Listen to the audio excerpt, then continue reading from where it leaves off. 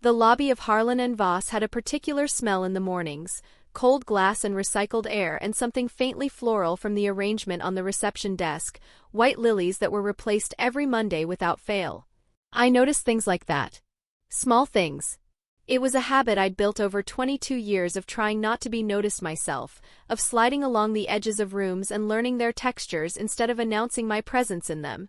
My name is Presley Kane.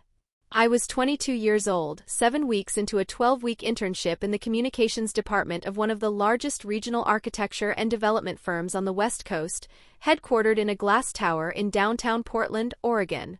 I had a desk the size of a cutting board, a badge that said intern in letters slightly too large, and a manager named Deb who communicated primarily through calendar invites and the occasional tight smile that could mean either well done or please stop talking, and I was never certain which. I was not, by any fair measure, remarkable. I had a communications degree from a state school in Sacramento, a GPA that suggested competence without distinction, and a portfolio that Deb had described, charitably, as developing. I had gotten the internship because my academic advisor had submitted my application without telling me, and I had gotten through the first 7 weeks by being quiet, thorough, and invisibly useful, the kind of intern who refills the printer paper before anyone realizes it's low, and who never asks to be thanked for it. My father, Wade Kane, had opinions about the internship. He had opinions about most things, delivered in the flat, certain register of a man who had never seriously entertained the possibility that he might be wrong. Wade was a commercial real estate broker in Sacramento, good at it, in the way that certain people are good at things that require them to believe their own performance completely. He wore the same brand of dress shirt in 4 rotating colors. He had a firm handshake that he practiced, I was fairly certain, in the mirror. When I'd told him about the internship, he'd looked at me for a moment with an expression I'd learned to read as recalibrating his expectations downward, and then he'd said, "Portland. HM. Not exactly a market." What he meant was, not the market he was in. Not the territory where his name meant something. Portland was a concession in his vocabulary. A place people went when they couldn't manage somewhere better. I had not argued. I had said, "It's a good firm," and he had said, "Sure," and that had been the end of it. What he didn't say, and what I had learned not to expect him to say, was anything resembling pride. The morning of the incident, though I didn't think of it as an incident yet, not then, not until much later, I arrived at Harlan and Voss at 7:52, 8 minutes before I was required to, because arriving exactly on time felt to me like a form of aggression I wasn't equipped for. The lobby was still quiet. The reception desk was staffed by a woman named Greta who had worked there for 11 years, and who treated interns with the benign indifference of someone who had outlasted 17 generations of us, and expected to outlast 17 more. I swiped my badge, picked up my coffee from the cart in the atrium, and was heading toward the elevator bank when I saw him. He was standing near the reception desk, not at it, but slightly to the side of it, the way people stand when they've already tried the desk and found it unhelpful. He was older, somewhere in his late 70s or early 80s, with the kind of posture that suggested a lifetime of physical confidence now softened slightly by age. Silver hair, cut close. A dark jacket that was good quality without advertising itself. He held a leather portfolio under one arm and he was watching Greta with a patience that had calcified into something else, not frustration exactly. Something quieter. The patience of a person who has waited in lobbies like this one before and knows that waiting is what will be required of him. Greta was on the phone. She had the receiver pressed to her ear and one finger raised in the universal signal for one moment, which she directed at the middle distance rather than at the man specifically, and the man was watching the raised finger with an expression I recognized, the expression of someone who understands that the gesture is not really for them. I stopped. I don't know exactly why I stopped. I was not, as I said, a person who inserted herself into situations. I was a person who identified the edges of situations and remained near them. But something about the way he was standing, the leather portfolio, the calcified patience, the raised finger aimed at no one, pulled at something in me that I hadn't exercised in a long time. I crossed the lobby. He didn't notice me approach because he was still watching Greta, and when I stepped into his sightline he turned, and I saw what I had half suspected from across the room, the slight attentiveness in his eyes, the way he was reading the room rather than listening to it. The hearing aids he wasn't wearing or the absence of them. I wasn't certain which. I only knew from something I couldn't have fully articulated at the time that sound was not his primary channel. I raised my hands. "Good morning," I signed. "Are you waiting for someone? Can I help you find them?" My ASL was not perfect. It had never been perfect, because I had learned it mostly alone, from books and online videos and the 2 semesters of a community college course I'd taken at 17 before my father had pointed out that it was not a practical skill and suggested I redirect my elective credits towards something that might appear on a resume. I had redirected the credits. I had not stopped practicing. Quietly, in private, in the way that I did most things that mattered to me, as though the act of caring about something was itself something to be hidden. The man's face changed. Not dramatically, not the way faces change in movies, with a sudden flooding of emotion. It was quieter than that. His eyes sharpened and something around his mouth shifted, and he raised his own hands. "You sign," he said. "A little," I told him. "Not perfectly. I'm sorry if I make mistakes." "You're doing fine," he said. And then, with a deliberateness that suggested he was choosing the level of his language carefully, keeping it within what he'd assessed my range to be, "I have a 9 o'clock meeting. 43rd floor. My name is Ms. Kane." I turned. Deb was standing 4 feet away. She was holding her laptop bag against her chest with both hands, and she was looking at me with the tight smile, and this time I was certain it did not mean well done. "Could I speak with you for a moment?" she said. I looked back at the man. He had lowered his hands and was watching me with that same careful attentiveness, and I raised one hand quickly. "1 moment, please," and he nodded, a small, unhurried nod. I followed Deb to a spot near the elevator bank, out of earshot. "That man," Deb said, keeping her voice low, "is not your responsibility." "He was waiting," I said. "Greta was on the phone and he couldn't." "He has a 9 o'clock with the executive team," Deb said. "Someone from that floor will come down to collect him.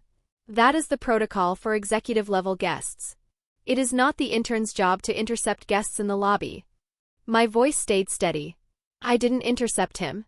He was standing there and I could see he was having trouble communicating with the desk, so I—" "Presley." Deb said my name the way people say names when they want a sentence to end. "I understand. It was a kind instinct. But we have protocols, and the protocols exist for a reason, and part of your role here is to learn where the lines are." "Yes." "Yes," I said. "Good." She adjusted her grip on her laptop bag. "Go upstairs. You have the Meridian summary to finish before 10. She walked away. I stood there for a moment, looking at the elevator doors, which were closed and bronze-tinted and showed me a version of myself that was slightly too small. I thought about the Meridian summary. I thought about protocols. I thought about the man near the reception desk, still waiting, the leather portfolio under his arm. I turned back. He was watching me, had been watching me across the lobby, I realized, reading the conversation from its physical grammar even without sound. When I walked back toward him, something in his posture shifted, just slightly. Not surprise. Something more like recognition. "I'm sorry," I signed. "My supervisor needed me. Is there anything else I can help with before someone from upstairs comes down?" He considered me for a moment. His hands moved. "You stopped," he said. "Most people don't stop." I didn't know what to say to that, so I didn't say anything. I let the silence sit. "What's your name?" he asked. "Presley," I told him. "I'm an intern. Communications." He nodded slowly. His eyes had that quality I'd noticed before, the quality of seeing more than they were being shown. "How long have you signed?" he asked. "Since I was 17, I said. I taught myself mostly. I took a class for a while, but I had to stop." "Why?" I paused. The lobby was filling up now, the 8 o'clock wave, badge swipes and coffee cups and the low percussion of professional footsteps. A man in a gray suit walked between us without looking at either of us. "It wasn't considered practical," I said. "I kept the signs neutral, didn't load them with anything." The man looked at me for a long moment. Then his hands moved again, precise and unhurried. "Practical for whom?" I didn't answer that. I smiled instead, a small smile, the kind that isn't quite an answer, and he accepted it with the nod of a person who already knows and isn't requiring the confirmation. An elevator opened, and a woman in a charcoal blazer stepped out and scanned the lobby and found the man near the reception desk and walked toward us with the particular velocity of someone who is professionally late for something. "Mister," she began, and then seemed to register me and rerouted slightly. Thank you, she said in my direction with the crisp efficiency of someone who doesn't have time to determine whether thanks are warranted and is issuing them as a precaution. We'll take it from here. The man, Mr. Whoever he was, tucked the leather portfolio more firmly under his arm and turned to follow her. But before he did, he looked back at me and his hands moved one more time, briefly, close to his body, the way people sign when they don't necessarily want the gesture to be for everyone. Good morning, Presley, he said. It was nice to meet you. I watched them cross the lobby and step into the elevator, and the doors closed and he was gone. I stood there for a moment in the lobby with the white lilies and the recycled air, and I had no way of knowing, not yet, that the man with the leather portfolio was named Garrison Cole, or that Garrison Cole was the founder of Harlan & Voss, or that he had been deaf since childhood, or that he had not been to this building in 4 years, or that the reason he had come back today had anything to do with what was going to happen to me in the next 6 weeks. I had no way of knowing any of it. I took the elevator upstairs and opened the Meridian summary and did not think about the lobby again until my phone rang at 5:15 that evening. The call was from my father. Wade Kane called me on Tuesday and Thursday evenings with the regularity of a scheduled maintenance check. The calls lasted between 8 and 12 minutes, followed a recognizable structure: his week, the market, a brief and often slightly misaligned inquiry into my life, and ended when he had satisfied whatever obligation he felt the call represented. I answered them because not answering felt like a confrontation I hadn't prepared for. Portland, he said by way of greeting. Hi, Dad. How's the internship? He said it without a question mark. He'd always done that, turned questions into statements, as if leaving off the inflection was a way of signaling that he didn't require a detailed answer. It's good, I said. It's busy. I stopped. I'd been about to say I had an interesting morning, and then something made me redirect. I had a lot of work today. The Meridian project. Meridian, he repeated. That the commercial complex? Mixed use, I said. Residential and commercial. It's a big project. They want. Listen, he said, and I recognized the gear shift in his voice, the slight flattening that meant the preliminary portion of the call was over. I wanted to talk to you about something. I heard from Dale Fenton last week. You remember Dale, he was at the company retreat in Napa 3 years ago. He's got a position opening up in his Sacramento office, entry-level, but it's commercial real estate. Real foothold. I told him I'd mention it. I was quiet for a moment.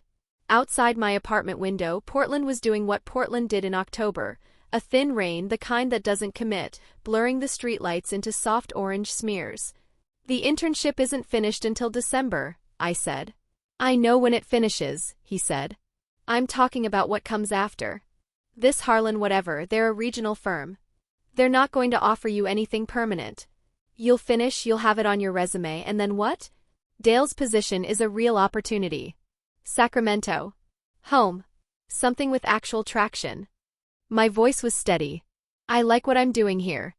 You like it, he said. The way he repeated the word made it sound like something small. Presley. Liking something isn't a career plan. You've got a communications degree from a school no one outside California has heard of, you're doing intern work for a firm in a secondary market, and you're 22. The window for making the right moves is not infinite. I pressed my thumbnail into the edge of my kitchen counter, a small pressure just enough to feel. I know how old I am. Then act like it, he said, not unkindly. That was the thing about Wade, the cruelty was never delivered with heat, it arrived at room temperature, as though it were simply the facts of the situation, neutral and obvious. Dale needs an answer by the end of the month. I told him you were interested. The air went out of the room a little. You told him I was interested, I said. I told him you'd consider it. That's not the same thing. Dad. I stopped. I pressed the thumbnail harder. You can't, I haven't said I'm interested. I'm in the middle of an internship. You can't tell people I'm interested in other positions without asking me. I'm trying to help you, he said. The flatness in his voice had acquired a slight edge now, not anger exactly. Wade rarely raised his voice, but something denser. A consolidation of certainty. You don't have a lot of advantages in this field, Presley. You don't have a name that opens doors. You don't have the connections. What you have is me, and what I'm doing right now is using the connections I've spent 30 years building to try to get you a foothold. You could say thank you. I didn't say thank you. I held the phone and I listened to him breathe, and I thought about the man in the lobby, the leather portfolio, the signs made close to his body so they were just for me. Practical for whom? I'll think about the Fenton position, I said finally. My voice came out measured, each word placed with care. But I need you to not speak for me to people. That's all I'm asking. Fine, he said. The word was clipped, the way his words got when he'd decided a conversation wasn't worth continuing. Think about it. Let me know. I will. Good night, Presley. Good night. The call ended. I set my phone down on the counter and stood in my kitchen for a moment, looking at the rain on the window. Somewhere in this building, someone was cooking something with garlic and olive oil, and the smell of it drifted under my door.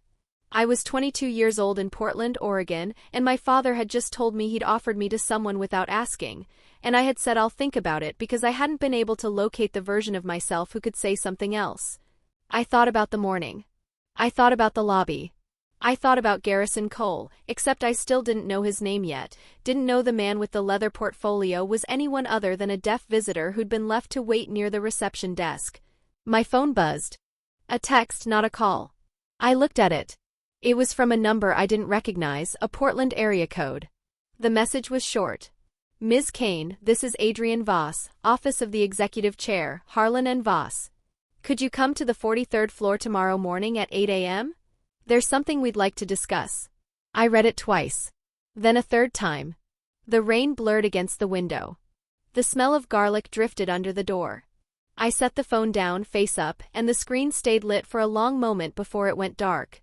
I had no idea what was on the 43rd floor, or what Adrian Voss, Office of the Executive Chair, wanted to discuss with an intern who had broken protocol in the lobby that morning and finished the Meridian summary 20 minutes before the deadline. I had no idea, and the not knowing sat in my chest like something held. The elevator to the 43rd floor required a separate key card, the kind that wasn't issued to interns. I discovered this at 7:58 the following morning when I stepped into the elevator bank, pressed 43, and the panel blinked at me with the flat patience of a system that had seen this mistake before. A man in a navy suit behind me swiped his card against the reader without breaking stride and the button illuminated.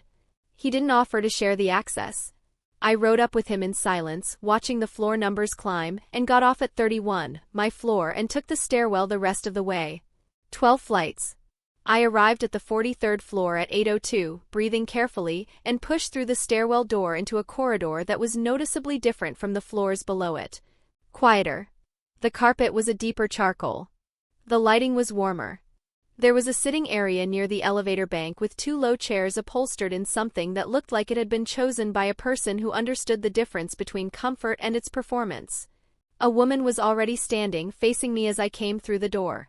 Ms. Kane, she said. I'm Adrian. She was perhaps 40, with close-cropped natural hair and the kind of stillness that reads as confidence rather than reserve. She extended her hand and I shook it. Thank you for coming up, she said. I know it's early. Can I get you coffee before we sit down? I'm fine, I said. Thank you. She nodded and led me down the corridor, past a series of frosted glass panels, to a conference room at the far end. Through the glass I could see the city, Portland in October, the Willamette catching early light between the bridges, the West Hills blurred at their edges with low cloud. Please, she said, gesturing to a chair. I sat. She sat across from me and she folded her hands on the table, and she looked at me with an expression that was not unkind but was also not casual. Mr. Cole would like to meet with you, she said. I waited. He was the gentleman in the lobby yesterday morning, she said. Garrison Cole. He founded this firm in 1987. He's been semi-retired for the past 4 years, he doesn't come in often. Yesterday was the first time he'd been in the building since 2021. I kept my hands flat on my thighs under the table. I didn't know who he was, I said. He was waiting and I could see he was having difficulty at the desk, so I know, Adrian said. He told me. She paused. He wants to meet with you this afternoon if you're available. 4 o'clock. He'll come to you, he doesn't like the executive floor, hasn't for years. He suggested the Atrium Cafe on 12. I'm available, I said. Good. She uncapped a pen, made a note. Then she looked up, and the expression on her face shifted slightly, not into something warmer exactly, but into something more direct. I want to ask you something that isn't part of the official reason you're here. I kept my expression even. Okay. How did you know to sign? She said. You're in communications. Nothing on your resume or application mentions ASL. There's no indication, we do look at these things for executive floor visitors who require accommodation, that you had any fluency. And yet yesterday morning you saw him across the lobby and you knew. I thought about how to answer that. I thought about the notebook at the bottom of my desk drawer, its faded blue cover, the worn-through pages. I thought about the community college classroom in Sacramento, the instructor who'd been patient with my grammar mistakes, the semester that had ended before it was supposed to. I've been practicing for 5 years, I said finally. On my own mostly. It didn't seem relevant to put on a resume. She studied me for a moment. Then she made another note and she capped the pen and she said, 4 o'clock. 12. He'll find you. She stood. I stood. She walked me to the stairwell door and before I went through it she said, with the same quiet directness she'd used for the question, for what it's worth, he mentioned it specifically. That you stopped. He said it was the thing he hadn't been expecting. I went back down the 12 flights to 31. I sat at my cutting board desk. I opened the Meridian revisions and I did not look at my phone for the rest of the morning. Deb found me at 11:15. She appeared at the edge of my desk with the laptop bag and the tight smile, and she set a printed sheet on the corner of my desk, a formal communications internship review schedule, my name at the top, a midpoint evaluation date circled in blue ink. I want to make sure we have a clear understanding, she said, keeping her voice at the register she used for corridor conversations, low enough for privacy, measured enough to carry. Your midpoint is in 2 weeks. The areas I'll be evaluating include professional protocol, task completion, and, a brief pause, barely perceptible, boundary awareness. I looked at the review schedule. I looked back up at her. I understand, I said. I want to be clear that yesterday's situation, while I'm sure it came from a good place, is exactly the kind of thing that will figure into that evaluation. This firm operates on certain structures. Those structures protect both the client and the employee. When an intern steps outside them, regardless of the outcome, it creates exposure. Liability in some cases. Confusion in others. She was still using the same careful, neutral tone. It was the tone that said this is informational rather than personal, which was the most efficient way she'd found, I suspected, of making something feel personal while maintaining cover. I understand, I said again. The Meridian revisions need to be finalized before end of day, she said. I'll need them in the shared folder by 4:30. She left without waiting for a response. I sat at my desk and looked at the printed review schedule and thought about the phrase boundary awareness. I thought about what it meant to have a structure that protected the client and the employee, and about which category of that structure a deaf man standing alone in a lobby, watching a raised finger aimed at no one, was supposed to fit inside. Then I thought about the Atrium Cafe on 12 and 4 o'clock, and I went back to the Meridian revisions. At 11:43 my phone rang. Not a text, a call. My father's name on the screen. It was a Wednesday. Wade Kane did not call on Wednesdays. I looked at the phone for 2 rings. Then I picked up. I just got off the phone with Dale Fenton, my father said. Something in his voice was different from Tuesday night. The flat certainty was still there, but beneath it was something tighter, not quite anger. Closer to the particular displeasure of a person who has discovered that a situation he'd organized without consulting one of its participants has begun, nonetheless, to require that participant's cooperation. He's moving the timeline up, Wade said. He needs an answer by Friday. Not the end of the month, Friday. Tengo algunas llamadas que hacer, dije. Dame unos días. ¿Y Renata? Pensé en sus manos alrededor de la taza de cerámica. La manera cuidadosa en que había sostenido el documento de la herencia después de que se lo devolviera. Está haciendo lo que necesita hacer, dije. Te lo dirá cuando esté lista para decírtelo. Dale espacio. Una larga pausa. Luego, de acuerdo. Wade. Esperé un momento. No digas nada a Gerald. Todavía no. No hasta que te lo diga. Entendido, dijo, y pude oír en ello el peso de alguien a quien se le ha pedido que sostenga algo quieto cuando su instinto es moverse. Patricia Hargrove contestó al segundo tono. Había encontrado su número a través de una base de datos de búsqueda de personas. El tipo de servicio que agrega registros públicos y cuesta $12 al mes y al que me había suscrito 3 semanas antes cuando la conexión de Meridian Filing Services había emergido por primera vez. Tenía su número, su dirección en Tecoume y un listado profesional que la identificaba como paralegal jubilada, lo que explicaba la precisión de la disposición de la herencia en la que había sido nombrada. Había sabido lo que aceptaba. Había sabido para qué era. Señorita Hargrove, dije. Mi nombre es Presley Kahn. Mi hermano está casado con Renata Bass. Llamo porque creo que usted fue nombrada cofideicomisaria de la herencia de su hermana Camille, y creo que necesita saber algunas cosas sobre cómo se ha gestionado esa herencia. Una pausa en la línea. Lo suficientemente larga como para pensar que había obtenido algo mal, el número, la persona, toda la lectura. Y luego Patricia Hargrove dijo, en una voz que era tranquila y muy segura, llevo 2 años esperando esta llamada. Hablamos durante 40 minutos. Confirmó todo lo que había mostrado el documento de la herencia, la disposición del cofideicomisario, su designación, el hecho de que había sabido de ello desde el momento en que Camille le había pedido que aceptara el papel. No había contactado, dijo, porque no había tenido legitimación para actuar sin Renata. La disposición requería el conocimiento y la cooperación de la beneficiaria para que una petición pudiera continuar. Sin Renata, Patricia había estado sosteniendo una posición legal sin ningún lugar donde ponerla. Ella no lo sabía, dije. Asumí que no, dijo Patricia. Gerald era cuidadoso. Siempre ha sido cuidadoso. Una pausa. Le dijo a Renata que yo había sido difícil. Esa fue la palabra que usó Renata cuando me llamó, 6 meses después de la muerte de Camille, para decir que creía que sería mejor que no tuviéramos contacto. Renata te llamó. Él hizo que ella hiciera la llamada.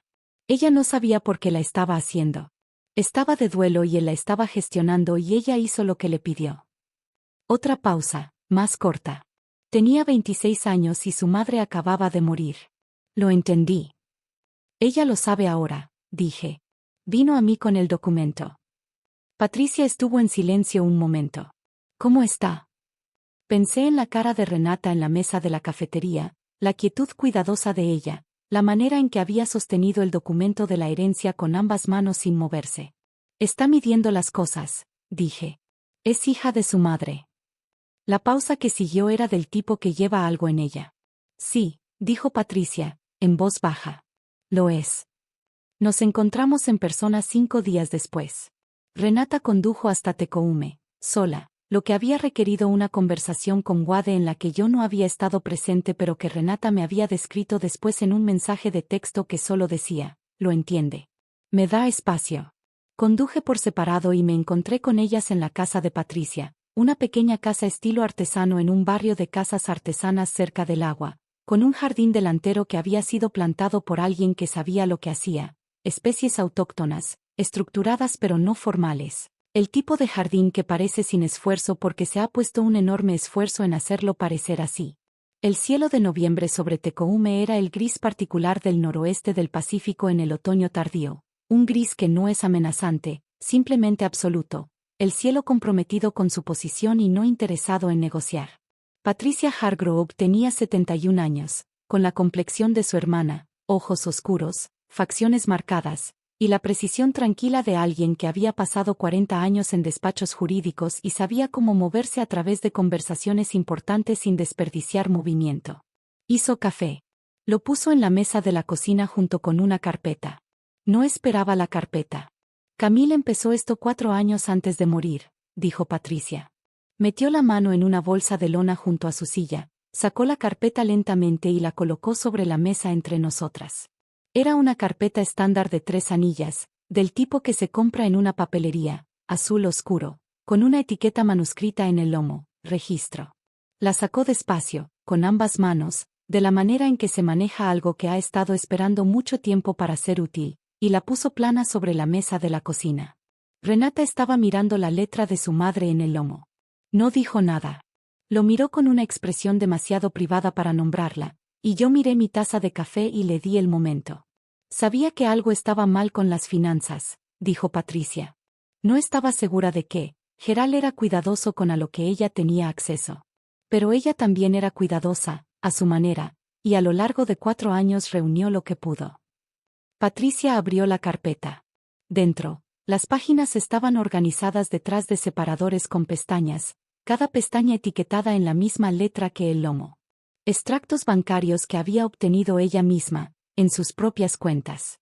Correspondencia que había guardado. Una cronología que había ensamblado de ciertas transacciones que había notado. Dinero moviéndose a través de cuentas de las que se suponía que no debía saber. Se volvió hacia una sección con pestañas cerca del centro.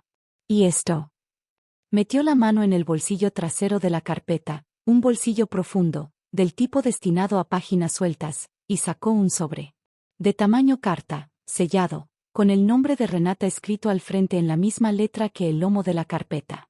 He'd set the invoice flat on the table between us and looked at it for a moment, and there had been something in his expression then, not cruelty, not impatience, but the particular settled certainty of a person who believes he is the most useful thing in the room. As though his knowing better were a form of care, and the care required no consultation. "I'll redirect your enrollment before the second semester begins," he said. "You can take the media writing elective. That actually applies." "I don't want to take the media writing elective," I said. My voice was leveling off now, finding the register I'd need. "I want to keep taking ASL." He looked at me. The look was not unkind. It was the look he used when he'd arrived at a decision and was deciding how much explaining the decision required. "Presley," he said, "this is not a language you're going to use. There's no career application for it. There's no social application for it, not for you, not in the circles you're going to be moving in. What there is," and here he tapped the invoice once with 2 fingers, gently, the way you'd tap a table to make a point, "is a wasted semester credit and a skill that doesn't transfer to anything practical. I'm not saying this to be cruel. I'm saying it because I know how these things work and you don't yet." I had looked at the invoice. I had looked at his hand, flat on the table now, the tap completed. "It's a real language," I said again. It was all I had left that was mine. "Sure," he said. He stood and he took the invoice off the table and he folded it in half and he put it in the recycling bin beside the counter. "I'll call the registrar in the morning." He'd redirected my enrollment before the second semester began. I'd gotten a refund on the course fee. He'd considered the matter resolved. I had not. There was a woman at the community college, the instructor, whose name was Rosario and who had been deaf since she was 4, who had pulled me aside after the last class of the first semester. She'd written on a notepad, because my signing was not yet good enough for the conversation she wanted to have, and what she'd written was, "You have a good eye. Don't let whatever is stopping you stop you." I hadn't known at 17 how to explain that the thing stopping me was not a circumstance I could name simply. It wasn't money. It wasn't aptitude. It was the particular mechanism of a parent who recast your choices as errors before you'd finished making them, who had a habit of looking at the things you built quietly for yourself and assigning them a practical value before you'd had the chance to understand what they were for. I'd thanked Rosario. I'd left the class. I'd gone home to the Sacramento house and eaten dinner across the table from my father, who had asked about my day and not waited for the answer, and that night I'd sat in my room and opened the notebook to a fresh page and drawn the letter A in fingerspelling and then drawn it again smaller until I understood the shape well enough to make it in the dark. He'd redirected my enrollment before the second semester began. I'd gotten a refund on the course fee. He'd considered the matter resolved. I'd kept practicing.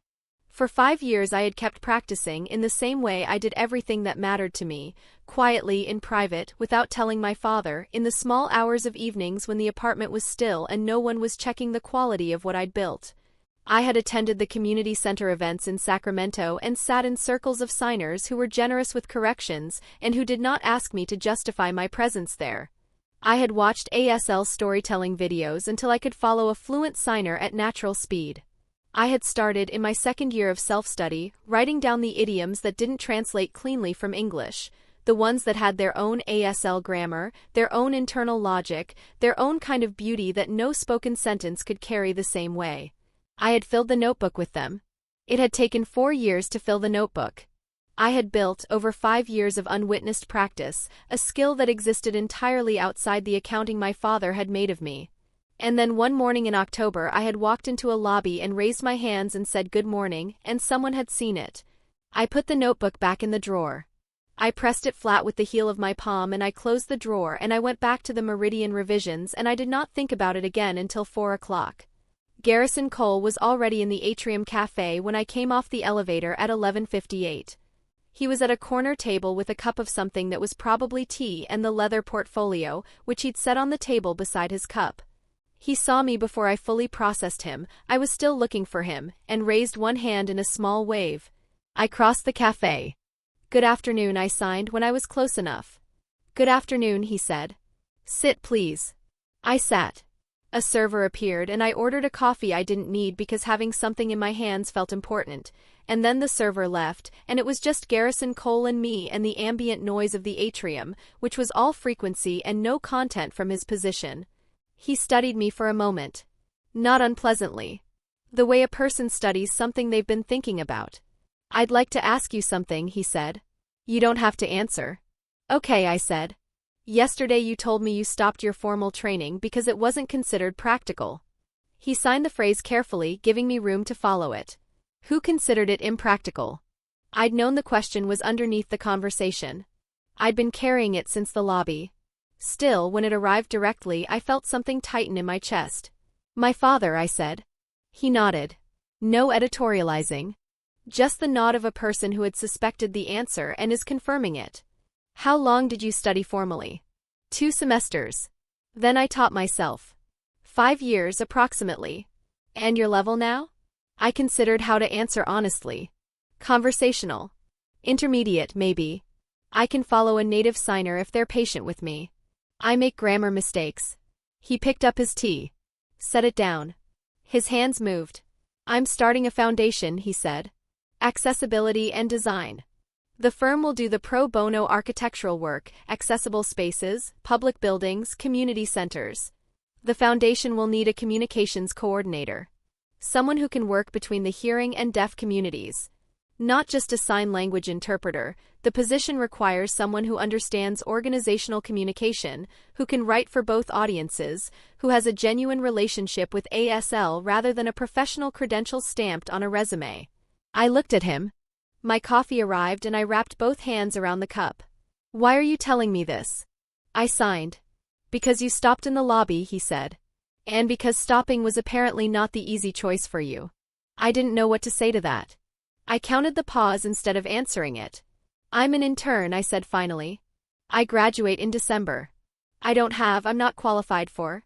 "I didn't offer you the position," he said, and there was something in the quality of the signs, patient, precise, that reminded me of a teacher I'd had once briefly who understood that the most useful thing he could do was slow down. "I told you about it. There's a difference." Outside the atrium windows, Portland was assembling itself into afternoon. A MAX train passed on the elevated track. I watched it for a moment. "My father," I said, and then I stopped and I reorganized the sentence. "My father has a position lined up for me. In Sacramento. Commercial real estate. He needs an answer by Friday." Garrison Cole's expression didn't change. He reached for the leather portfolio, unclipped the closure, and reached inside. He took out a single sheet of paper, folded in thirds, the way formal correspondence is folded, and set it on the table between us without unfolding it. "I'm going to leave this here," he said. "You don't have to take it. You don't have to read it today." I looked at the folded paper. Then at him. "What is it?" He placed 2 fingers on the paper lightly and slid it an inch in my direction. "It's a letter," he said. "I wrote it this morning. It's addressed to you.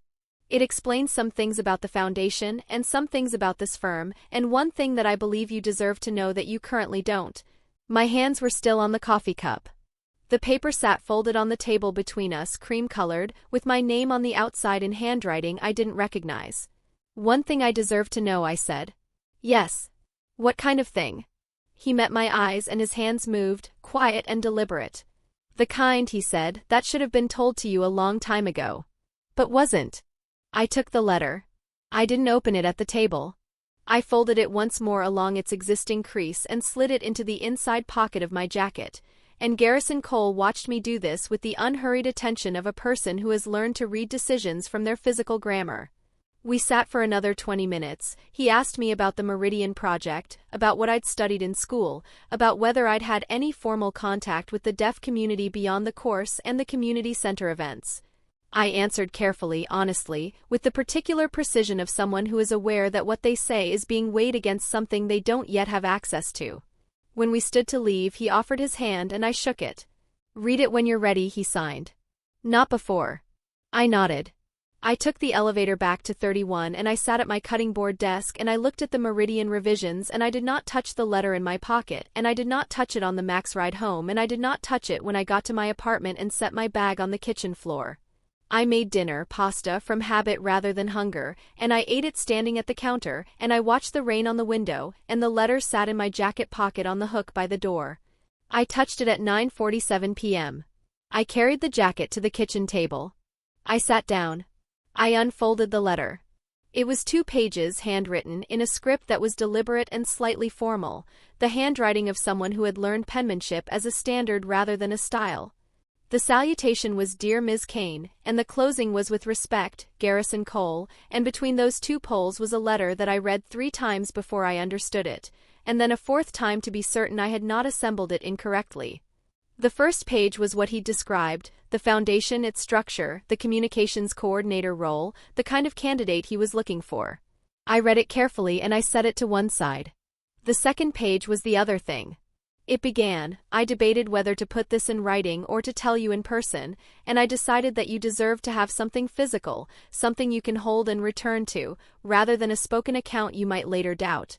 And then it said, "My firm, Harlan & Voss, was not always called Harlan & Voss. When I founded it in 1987, I had 2 partners. One was a man named Paul Voss, who contributed capital. The other was a man named Raymond Kane, who contributed the architectural vision that defined our first decade of work. Raymond was my closest collaborator and one of the finest spatial thinkers I have ever known. Raymond Kane," the letter continued, "was your grandfather." I put the letter down. I picked it up again. Raymond retired in 1999 due to deteriorating health and sold his partnership share back to the firm at that time.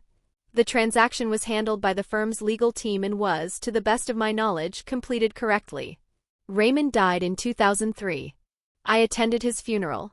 I have thought of him often in the years since. What I did not know, what I discovered only recently in the process of organizing my own affairs, is that Raymond had established a small discretionary trust in 1998, 1 year before his retirement. The trust was funded with a portion of his partnership earnings and was designated for his granddaughter, to be released at the age of 25. The granddaughter named in the trust documents is Hugh Presley. I do not know whether your father is aware of this trust. I do not know whether the trust has been administered correctly in the intervening years. I know only that when I saw your name on the intern roster this year, Kane is not a common name in our industry, and Portland is not far from Sacramento. I made inquiries. What I found prompted me to come in person. The trust has not been released. It has not been dissolved.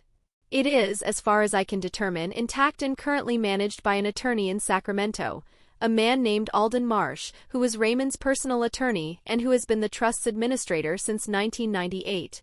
I leave the rest to you. I folded the letter. I set it flat on the kitchen table. I smoothed the crease with the side of my hand slowly once, and then I left it there and I walked to the window and I looked at the rain. Raymond Kane. My grandfather. I had been told at various points across my life that Raymond Kane had been an architect. I had been told that he had retired, that he had been ill, that he had died before I was old enough to form clear memories of him. I had a single photograph. I knew exactly where it was, in a box in my closet in this apartment, because I had packed it specifically, separated from the other photographs by a piece of cardstock I'd cut from a cereal box so it wouldn't bend. In the photograph, Raymond Kane was holding me at what appeared to be a birthday party, and I was 2 years old and he was laughing. I had not known he had co-founded this firm. I had not known there was a trust. I stood at the window for a long time. Then I went to the closet and I found the box and I reached in and I took out the photograph and I held it under the kitchen light. Raymond Kane, laughing, a 2-year-old Presley in his arms. Behind them, out of focus, the Sacramento backyard I half remembered, the fig tree, the concrete patio. My father would have known about the partnership. Wade Kane was a real estate broker who had spent 30 years in the Sacramento market. He knew every firm, every name, every transaction of regional significance. He would have known that Raymond Kane had co-founded Harlan & Voss. He would have known that his daughter had applied for an internship at the firm his father-in-law had helped build. He had said nothing. Not a word. Not, that's an interesting choice, your grandfather helped found that company. Not, you should know there's some family history there. Nothing. The call when I'd told him about the internship, Portland. Not exactly a market. I set the photograph down on the kitchen table beside the letter. I called my father at 10:23 p.m. He picked up on the second ring, which meant he'd been awake, which meant he'd been waiting for something, though I didn't know yet what. Presley, he said. I need to ask you something, I said. My voice was even. I'd checked it on the way to the phone, tested it in the silence of the apartment, made sure it would hold. It's late, he said. I know. I need to ask you something. A pause. All right. Did you know, I said, that Harlan and Voss was co-founded by Grandpa Raymond? The pause that followed was a different kind of pause. I had learned over 22 years to read the textures of my father's silences, the bored ones, the calculating ones, the ones that were actually the sound of him deciding which version of a thing he was going to say. This one was the last kind. Where did you hear that? He said. Not no. Not what are you talking about? Where did you hear that? Is it true? I said. Your grandfather had a lot of business associations, he said. He was an architect for a long time. He worked with a lot of people. That's not an answer. Presley. Was he a co-founder of the firm I'm interning at? I said. Yes or no? Another pause. Then, he had an early partnership stake. It was a long time ago. He sold it before you were old enough to understand what it meant. It's not relevant. Something settled in my chest, not relief, not quite. More like the sensation of a hypothesis confirming. It's relevant, I said. He was a co-founder. I'm interning at the firm he co-founded. That's relevant, Dad.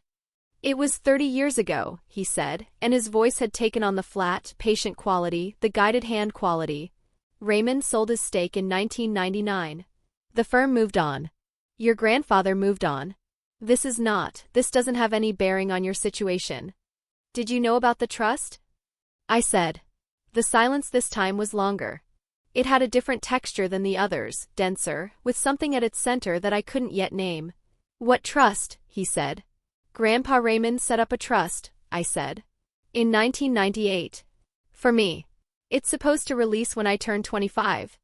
Where? My father said, and his voice had dropped into something I hadn't heard before, lower, with an edge in it. Are you getting this information? Is it true? I asked you a question. And I asked you one first, I said. Is there a trust? Presley. The patience in his voice had compressed itself into something harder. I don't know what someone has told you or why, but I need you to listen to me. Your grandfather's estate was settled in 2003. Everything was handled properly. There is nothing outstanding. Whatever this person told you. Garrison Cole told me, I said. Silence. Garrison Cole, my father repeated. He came into the building yesterday. I met him in the lobby. He wrote me a letter. He wrote you a letter. The flatness in his voice had acquired a quality I didn't have a word for, not anger, not yet. Something that was working its way toward anger from a direction I couldn't track. He said Grandpa Raymond was his closest collaborator, I said. He said the trust exists and it hasn't been released and it's administered by Alden Marsh in Sacramento. Stop. My father's voice was sharp now, still controlled, but the control had narrowed, the way a road narrows before a bridge. Stop. You need to stop and listen to me right now. Garrison Cole is an 80-year-old man who has been out of this industry for 4 years and who has no business involving himself in our family's affairs. Whatever he told you, whatever letter he wrote you, it is not his place. It is not his information to share. Do you understand me? I understand that you're not denying the trust exists, I said. A beat. A very short one. I'm telling you, he said, that this is not something you need to concern yourself with. Your grandfather's estate was handled. Everything was settled. If there are any questions about Raymond's affairs, they go through me, as his son-in-law and the executor of his. You were the executor? I said. Presley. You were the executor of his estate and there's a trust designated for me that you didn't tell me about. I am telling you, my father said, and his voice had gone very quiet now, quieter than the anger, quieter than the patience, quiet in the way that things go quiet when they've stopped performing and arrived at something underneath, that this conversation is finished. You are 22 years old. You are an intern in a city 3 hours from home. You have been handed a piece of paper by a man you met yesterday in a lobby, and you are calling me at 10:30 at night to interrogate me about your grandfather's estate based on that piece of paper.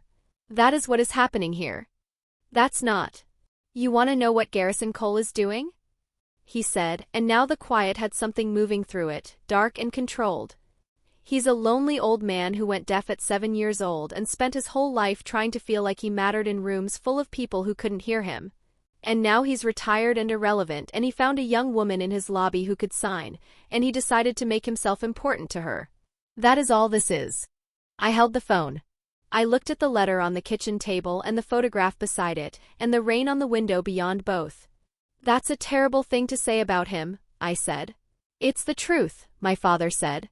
And the truth is what I'm trying to give you, even when you'd rather have the version that makes your grandfather into something he wasn't and makes me into something convenient to be angry at. He paused. Come home. Talk to Dale Fenton. Build something real. That's what Raymond would have wanted for you. There it was. He'd invoked Raymond, had handed me Raymond's name like a document, like evidence, like the thing that was supposed to end the argument. I counted the beats after he said it. I'll call you Thursday, I said. Presley. Good night, Dad. I ended the call. I set the phone face down on the table. I picked up the letter and I read the second page again slowly, and then I folded it back along its creases and I held it in both hands. He hadn't denied the trust. He'd said everything was settled and this conversation is finished and Garrison Cole is a lonely old man, and he had not once, across the full length of that conversation, said there is no trust. He had not said Raymond did not establish one. He had said settled and handled and nothing outstanding, which were words about process, about procedure, about the mechanics of administration, not about the trust's existence. I knew the difference. He had taught me the difference, actually, across 22 years of conversations in which the thing he didn't say was always the information. I sat at the kitchen table until midnight. Then I went to my laptop and I typed the name Alden Marsh into a search bar, and I found a law office in Sacramento, small, 3 attorneys, estate planning and trust administration, and I looked at the website for a long time, and I looked at the contact information and I closed the laptop. In the morning I decided. In the morning I would know what to do next. He called again on Thursday. Not the Thursday of the week before, the Thursday after the letter. 2 days after the 10:30 call. I saw his name on the screen and I looked at it for 4 rings before I picked up, which was 2 rings longer than my usual threshold. I've been thinking about our conversation, he said. So have I said. I want to walk something back. A pause, not the calculating kind or not entirely. Something else in it, something that had more give. The way I spoke about Garrison Cole. That was, I was angry and I said it harder than I should have. He was important to your grandfather. I know that. I shouldn't have said what I said. I thought about what he'd said. A lonely old man who went deaf at 7 years old and spent his whole life trying to feel like he mattered. I thought about the way he'd said it, not hot, not impulsive, but deliberate, aimed. The particular cruelty of a person who knows exactly which board to pull to make the floor drop. Okay, I said. That's all I'm getting? You're walking something back. I heard you. A pause. The patient kind this time. Presley. Whatever Garrison Cole told you about the trust, about Raymond, I need you to let me make some calls before you do anything. Give me 48 hours. I know Alden Marsh. I've known him for years. Let me find out what's actually in the documents before you go driving to Sacramento and sitting down with someone you've never met. I was standing at my apartment window. October in Portland, the light going early, the street below acquiring its evening quality, slower, darker at the edges, the cherry trees stripped to their branch structure now, the last of the October leaves gathered in the gutters. I already called Alden Marsh, I said. The silence that followed was a different kind of silence from the 10:30 call. That one had been dense, strategic. This one was shorter, with a current running through it. You called him, my father said. I called his office yesterday morning. We have an appointment. Presley.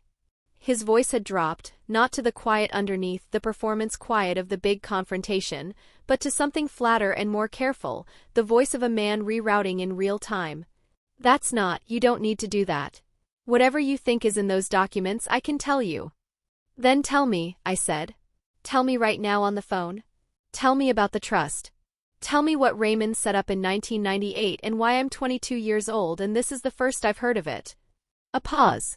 It's complicated, he said. Estate matters are complicated. There are. Is there a trust? I said. The line went quiet for long enough that I checked the screen to confirm the call was still connected. There's a trust, he said finally. Something in my chest did a specific thing. Not relief, not quite, but the feeling of a floor appearing under your feet when you weren't certain one was going to. Okay, I said. Raymond set things up in a way that wasn't straightforward, he said. He was like that. He had ideas about how things should work that didn't always account for how things actually work. The trust was structured in a way that created some administrative complications, and I've been trying to work those out through Marsh without involving you because you were too young, and then because you were in school, and then because… Dad. He stopped. I have an appointment with Alden Marsh, I said. I'm going to keep it. Another silence. This one had a different texture, denser, with something in it that I couldn't name at 17 and couldn't quite name now but recognized as the particular quiet of a man recalculating what he still controls. Fine, he said. Go. But Presley, be careful about what you sign. Don't sign anything with Marsh until you've talked to me. Do you understand me? Don't sign anything. Okay, I said. Promise me. I'll talk to you before I sign anything, I said. Good. A brief pause. I'm trying to help you. That's all I've ever been trying to do. I said goodnight. I ended the call. I stood at the window for a moment after, watching the street below, and I thought about what he'd said. The trust was structured in a way that created some administrative complications, and I thought about the particular precision of that phrasing, the way it accounted for the trust's existence while locating the entire problem in the administrative rather than in the personal, as though what had happened were a paperwork issue and not a decision. I went to bed. I turned off the kitchen light. The photograph and the letter stayed on the table in the dark, and I lay in bed and I looked at the ceiling and I thought about my grandfather holding a 2-year-old at a birthday party laughing, and I thought about my father saying that's what Raymond would have wanted for you, using him like a tool, pointing him at me across 19 years, as though Raymond's name were something my father owned. My jaw was tight. I made it loosen slowly by degrees. I breathed in the dark, and outside the rain had finally stopped, and the silence that replaced it was the kind that has texture, the kind that means something is over and something else hasn't started yet. My phone lit up on the nightstand. A text. From my father. Think carefully about who benefits from stirring this up. It isn't you. I looked at the message for a long time. I didn't respond. I put the phone face down and I closed my eyes and I thought about one thing my father had said. Not the cruelty of it, not the strategy of it, but the specific phrase, the one that had landed in a particular way and stayed. Everything was settled. Not there was nothing to settle. Not there was no trust. Everything was settled. I was still thinking about it when I finally went to sleep. I was still thinking about it when my phone rang. Not a text this time, a call. Not my father. An unfamiliar Sacramento number, a 916 area code, and when I picked up, the voice on the other end was careful and older and identified itself as belonging to Alden Marsh. Ms. Kane, he said. I'm sorry for the late hour. I received a call this evening that I think you need to know about. Alden Marsh spoke carefully, in the measured cadence of a man who had spent 40 years choosing words for documents that would outlast the conversations that produced them. He did not rush. He did not soften. He said what had happened in the order that it had happened, and I lay in the dark with the phone against my ear and I listened to all of it. Your father called me this evening, he said. Approximately 90 minutes ago. He asked me to begin dissolution proceedings on the Raymond Kane Discretionary Trust. I was sitting up in bed now, my back against the headboard, the phone pressed to my ear. The room was dark except for the streetlight coming through the gap in the curtains, a thin orange line across the floor. He asked you to dissolve it, I said. He did. He indicated that the named beneficiary had been located and that she had declined to pursue the trust's assets, and that the family wished to close the matter cleanly. A pause. I want to be direct with you, Ms. Kane, because I believe directness is what this situation requires. Your father is not the trust's administrator. He has no authority to instruct me to dissolve anything. The trust's sole administrator is this office, and the sole beneficiary is you, which means the only person who can authorize a dissolution is you, and only after your 25th birthday, when the assets are scheduled for release. I'm 22, I said. Yes. I'm aware. Another pause. I'm calling you because your father told me something about you that I knew to be false. He said you'd declined to pursue the assets. I needed to verify that directly. I also need to tell you that this call constitutes, at minimum, an attempt to improperly influence trust administration, and I have an obligation to document it. I looked at the orange line on the floor. What's in the trust? I said. If you can tell me. I can tell you the basic structure. The principal was established in 1998 with a deposit of $240,000. It has been invested conservatively since then. The current value, the sound of papers unhurried, is approximately $880,000. I said nothing. Ms. Kane? I'm here, I said. I'm sorry. I stopped. I'm here. I understand this is a great deal to take in at this hour, Marsh said. I want to suggest something. I'd like to meet with you in person, here in Sacramento at your convenience. I have documents that were prepared by your grandfather at the time the trust was established. A letter of intent, a personal note addressed to you, and the trust instrument itself. These have been in our keeping since 1998. They were sealed and designated for you at the time of release. He paused. Your grandfather was very specific about his wishes. He wrote me a letter, I said. In 1998. When I wasn't even born yet. You were born in 2003 if I have the correct date. Yes. Then he wrote it 5 years before you were born, Marsh said, and there was something in his voice that was not quite gentle but was adjacent to it, the effect of a person who deals regularly in the accumulated weight of what people leave behind. He wrote it for whoever you would turn out to be. He was quite clear about that in the covering note to this office. I pressed the back of my hand against my mouth for a moment. Then I lowered it. I can come to Sacramento this weekend, I said. Saturday. Saturday works well, Marsh said. I'll send you the address. And Ms. Kane, I'd recommend not discussing this conversation with your father before we meet. I say that not to create conflict, but because I believe you should read your grandfather's documents before anyone else characterizes them for you. Understood, I said. We said good night. I set the phone on the nightstand and I lay flat on my back in the dark and I looked at the ceiling and I breathed in through my nose and out through my mouth, slowly, twice, and I felt something in my chest that I recognized after a moment as the specific weight of a thing that has been true for a long time and has only just arrived where you can see it. $880,000. A letter written before I existed, sealed in a lawyer's office in Sacramento waiting. My father had known. He had known, and he had called Alden Marsh 90 minutes after I'd said Alden Marsh's name on the phone, and he had told Marsh that I had declined. I thought about the Thursday call, his voice telling me there are administrative complications, I've been managing this on your behalf, the particular framing of complexity as a thing he was handling for me rather than from me. The entire architecture of it, retroactively visible, a man who had spent 4 years, since I was 18 and legally entitled to know, maintaining a correspondence chain that redirected everything through himself. All of it dressed as protection. None of it mine. I turned onto my side. I pulled the blanket up. I did not sleep for a long time. I drove to Sacramento on Saturday morning, leaving Portland at 5 a.m. in the gray pre-dawn, the freeway nearly empty, the Cascades dark against a sky that was beginning, at its eastern edge, to consider light. I had told no one where I was going. I had told Deb I had a family matter. I had not called my father. The drive was 9 hours with one stop, and I spent most of it in a particular mode of thinking that wasn't quite planning and wasn't quite dreading, more like rehearsing the terrain of something before you have to walk across it. I thought about the trust instruments language as Marsh had described it over the phone, the grantor's granddaughter to be released in full upon the beneficiary's 25th birthday or upon verified petition of the beneficiary after the age of majority. I thought about what verified petition meant.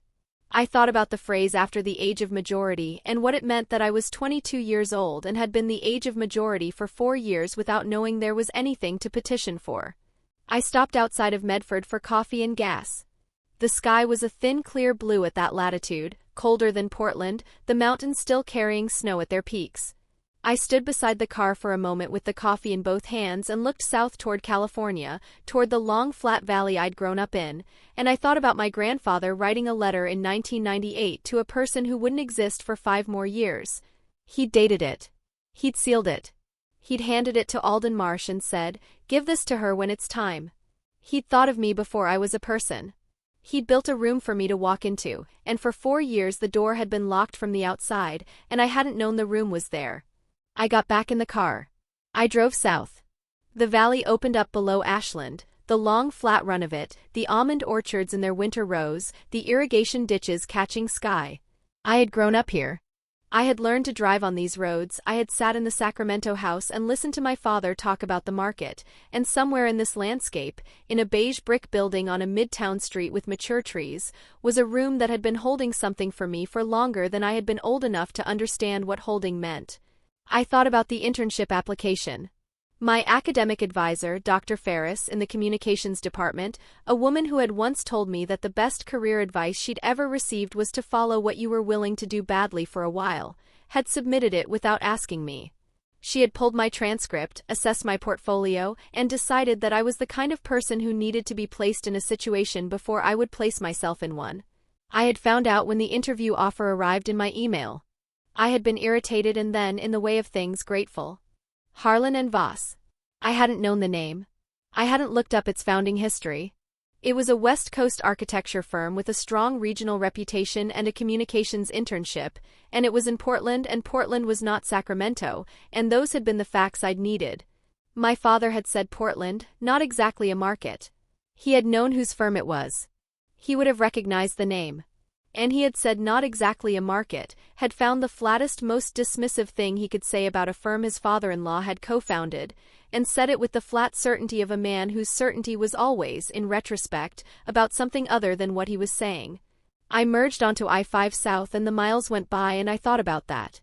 Marsh's office was in Midtown Sacramento, on a street of older professional buildings with mature trees on the sidewalk, the kind of neighborhood that has held its character across several decades of development pressure by not being interesting enough to demolish.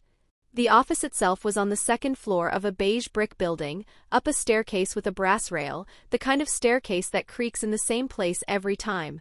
The reception area had the smell of old paper and climate control that I associated, without quite knowing why, with reliability. Marsh was shorter than I'd expected from his voice, compact, in his late 60s, with bifocals and a dark suit that was neither new nor worn out, a man who had made a decision at some point about what he was going to look like and had maintained it without further consideration. He shook my hand and led me into a conference room where 3 manila folders were already laid out on the table, spaced apart from each other with the deliberate spacing of someone who had prepared for this meeting. "Sit," he said. "Can I get you anything?" "Water," I said. "Thank you." He brought water and then he sat across from me and he looked at me with the same quality Garrison Cole had, the looking at something you've been thinking about quality, and he said, "I want to do this in order. The way your grandfather intended." "All right," I said. He reached toward the first folder, the one on the left. He opened it, lifted the document inside, unfolded it slowly along its crease. It had been folded in thirds, the same way letters are folded for envelopes, and laid it flat on the table between us, turned so I could read it. It was the trust instrument. 8 pages, dense with legal language, but the first paragraph was plain enough.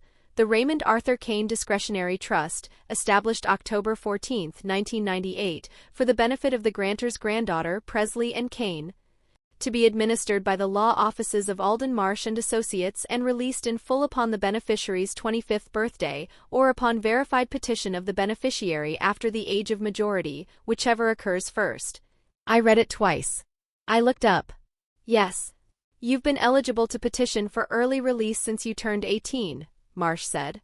He said it without inflection, simply the fact delivered flat.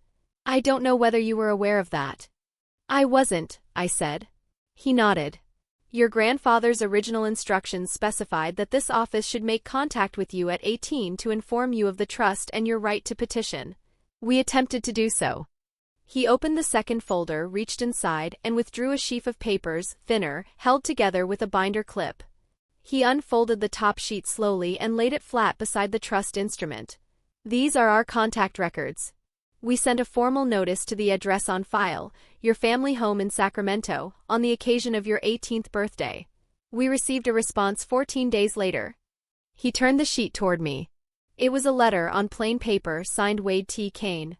The letter informed Alden Marsh and Associates that Presley and Kane was aware of the trust, had been advised by family counsel, and requested that all further correspondence regarding the trust be directed to Wade T.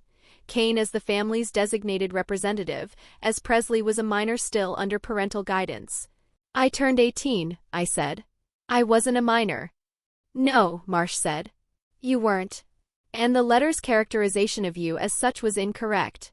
However, we had no independent contact information for you at that time, and the response appeared to come from an authorized adult family member. We erred on the side of the existing correspondence chain. He paused. That was our mistake. I own it. I looked at the letter.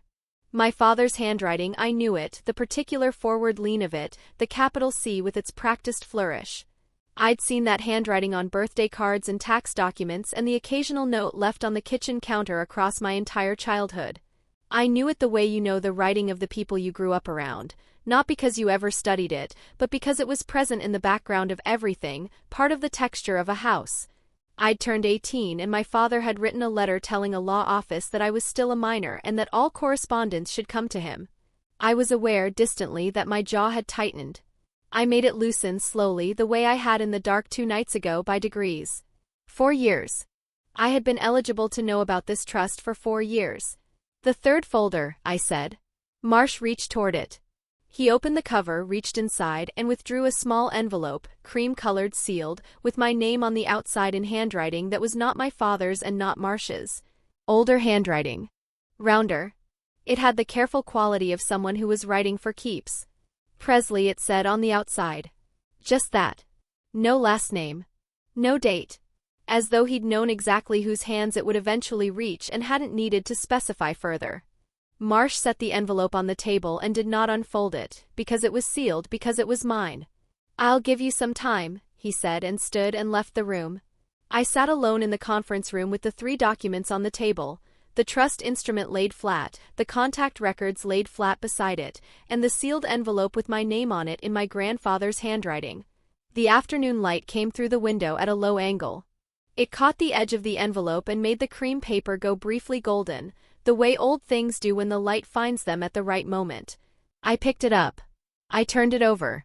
The seal was intact, a simple fold, no wax, closed the way envelopes are closed by people who trust that they'll stay closed. I opened it.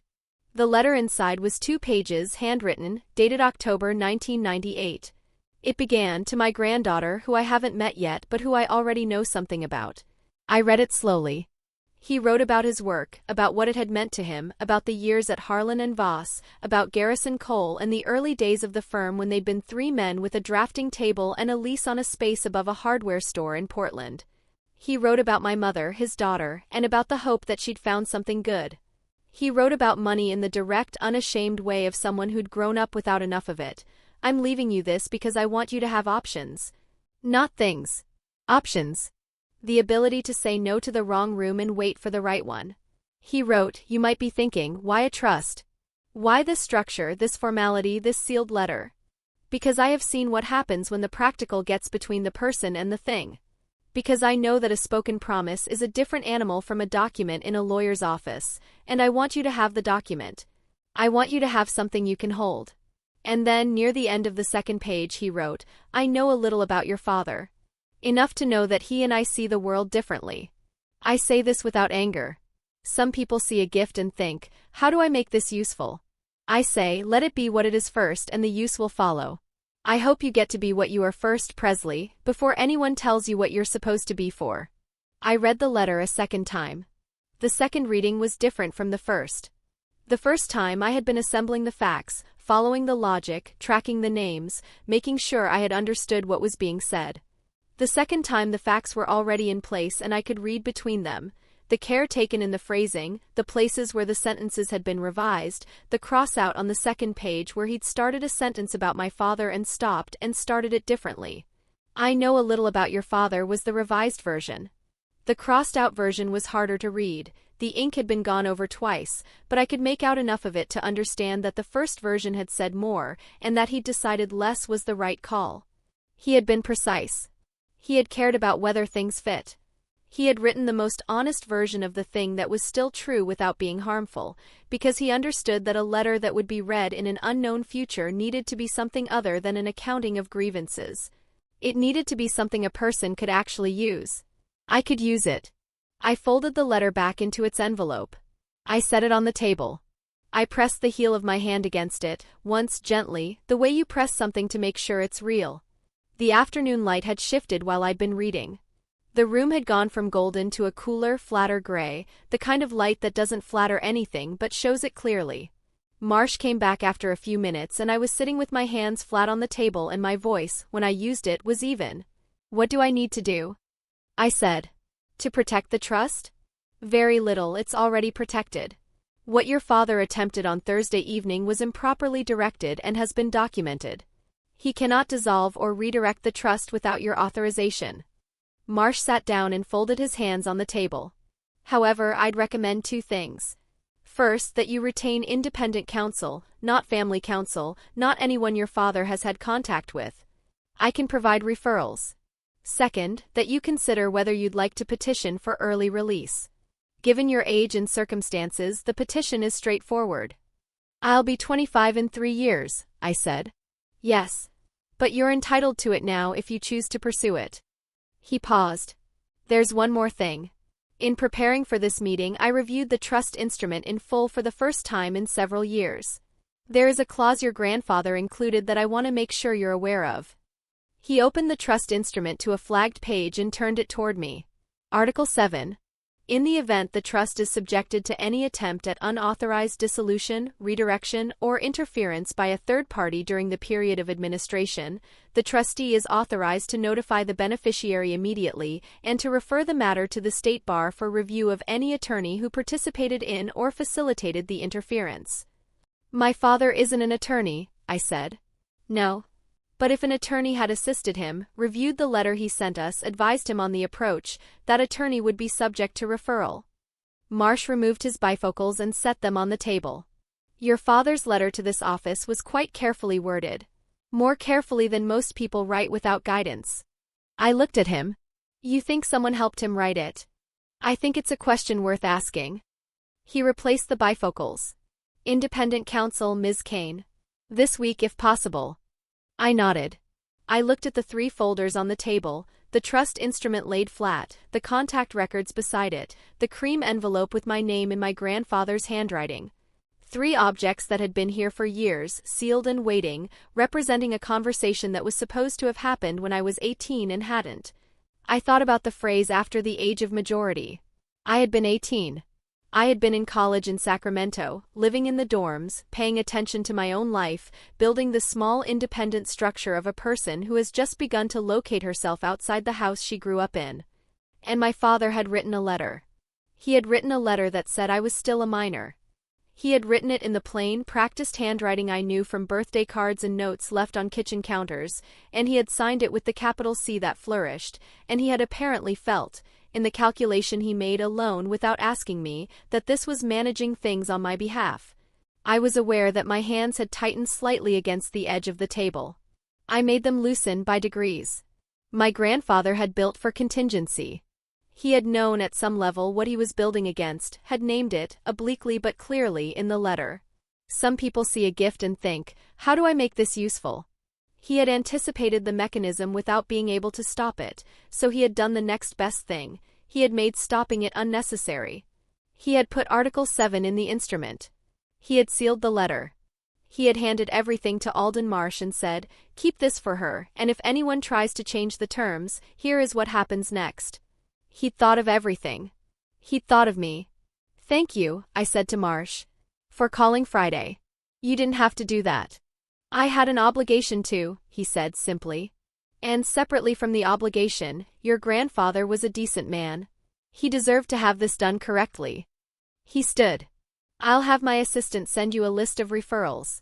Portland attorneys, since that appears to be where you're based." He walked me out to the landing above the brass rail staircase, and we shook hands, and I went down the stairs and out onto the Sacramento street where the afternoon had gone cool, the mature trees bare at their crowns now in November, the shadow of the beige brick building stretching long across the sidewalk. I stood there for a moment with the cream envelope in my jacket's inside pocket and the weight of the afternoon in my chest, and I thought about my grandfather in 1998, in a conference room that might have looked something like the one I'd just left, writing a letter to someone who didn't exist yet and believing, against the practical evidence of experience, that the letter would eventually find its way. It had. I drove back to Portland that evening. The mountains were dark shapes against a sky going purple, and the freeway was the freeway, and I drove with both hands on the wheel and the radio off and the particular clarity of someone who has spent a day sitting with documents and has come out the other side knowing more than she did that morning. My phone showed 2 missed calls from my father. No voicemails. I pulled into a rest stop outside of Eugene and I sat in the parking lot with the engine running and I called him back. He picked up on the first ring. "Where have you been?" he said. "I've been trying to reach you all day." "I went to Sacramento," I said. "I met with Alden Marsh." Silence. "I read the trust documents," I said. "And Grandpa Raymond's letter. And the contact records, including the letter you sent Marsh's office when I turned 18, where you told them I was still a minor."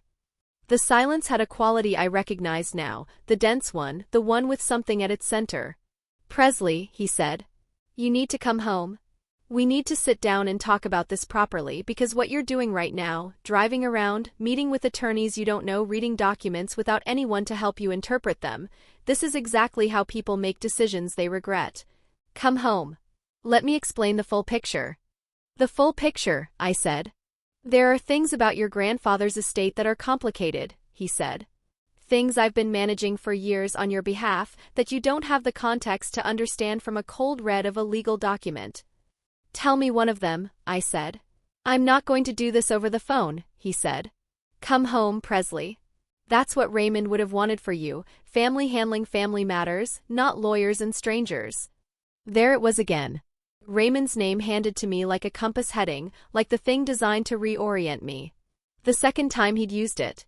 I counted the silence after he said it the way you count the distance between lightning and thunder.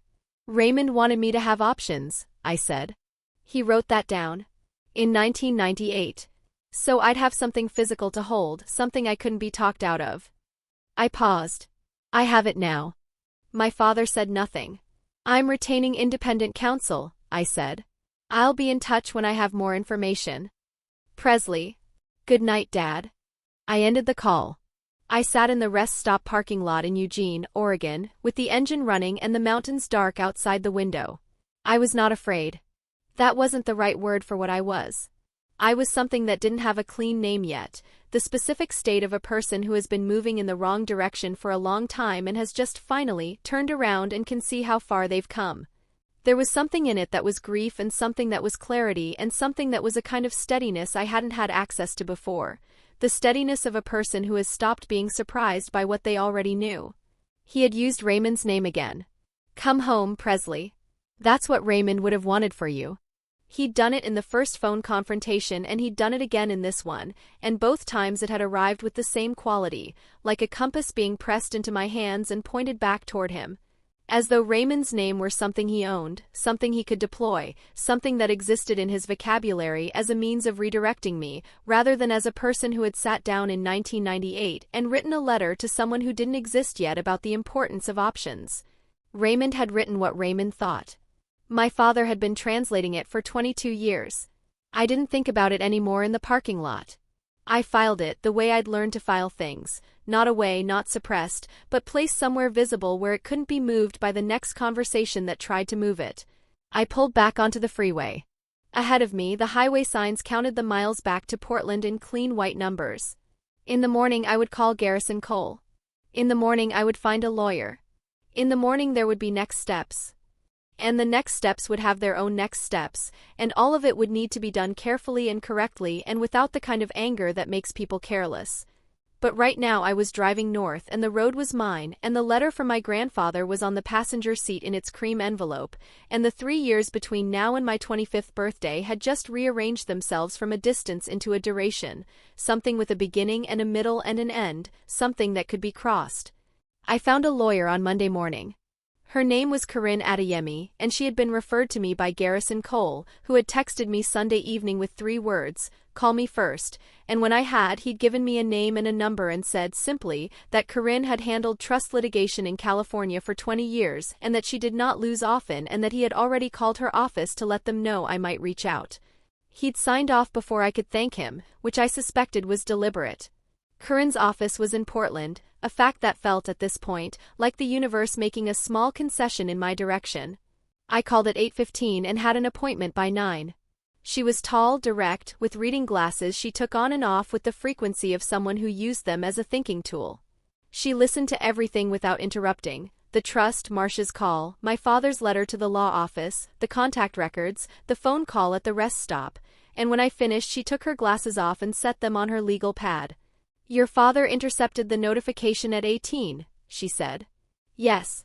"And made a misrepresentation to the trust's administrator in writing." "Yes." "And then, 4 years later, called that same administrator and attempted to authorize a dissolution he had no legal standing to authorize." She picked up her glasses and put them back on. "He had a very productive Thursday evening." Something loosened in my chest, not humor exactly, but the thing adjacent to it, the thing that happens when someone names a situation accurately and without flinching. "What happens now?" I said. "Several things in order." She turned to a fresh page. "First, Marsh files the Article 7 referral. That's his obligation under the trust instrument regardless of what you do. Your father's Thursday call already triggered it. Second, I file a petition for early release of the trust assets. Given that you're over 18, the petition is straightforward. The misrepresentation your father made to Marsh may actually accelerate the court's consideration, because it establishes interference. Third," she paused, "we document everything you've told me in writing with the supporting records from Marsh's office. Your father's letter to Marsh, the contact records, the trust instrument, the personal letter from your grandfather." "How long does the petition take?" I said. "Standard timing, 3 to 4 months. With the interference documentation, potentially less." She looked at me over her glasses. "I want to set your expectations correctly. This is not a dramatic process. It will be slow and procedural and occasionally tedious, and at the end of it you will have access to assets that were always legally yours. The drama is already behind you." She said it plainly and I let it settle, and what settled with it was something I hadn't quite articulated to myself, that the dramatic part was over. That what remained was paperwork and time, which were things I had now learned, from a $240,000 trust that had become $880,000 through 3 decades of patient compounding, to take seriously. I thought about Deb and the formal internship review schedule she'd placed on my desk with the phrase boundary awareness circled in blue ink.